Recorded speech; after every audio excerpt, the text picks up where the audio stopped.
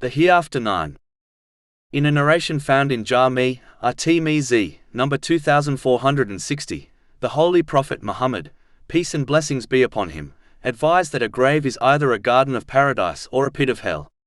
This narration further explains that when a successful believer is placed in their grave, it widens and becomes comfortable for them, whereas the grave of a sinful person becomes extremely constricted and harmful for them.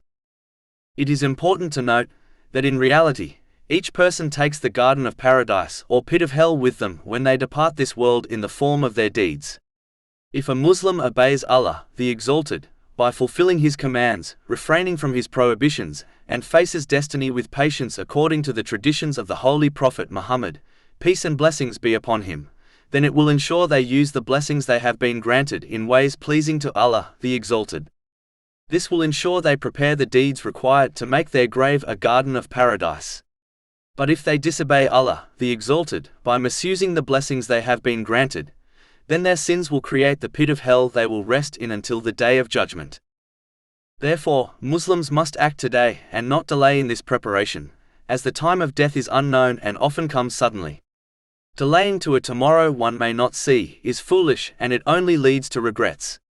The same way a person spends much energy and time beautifying their home in this world, the home they will only remain in for a short time, they must strive harder in beautifying their grave, as the journey to it is inevitable and the stay there very long.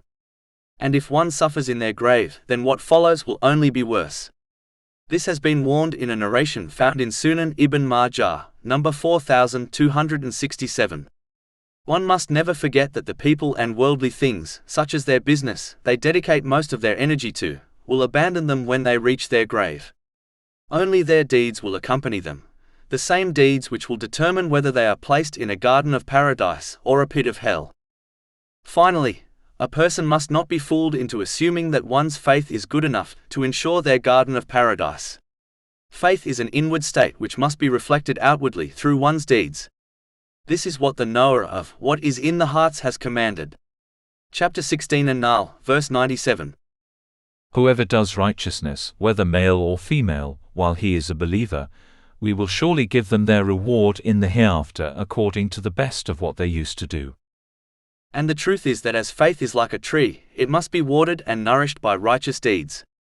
If one fails to nourish their plant of faith, then they may well find that it withers away before they reach their grave.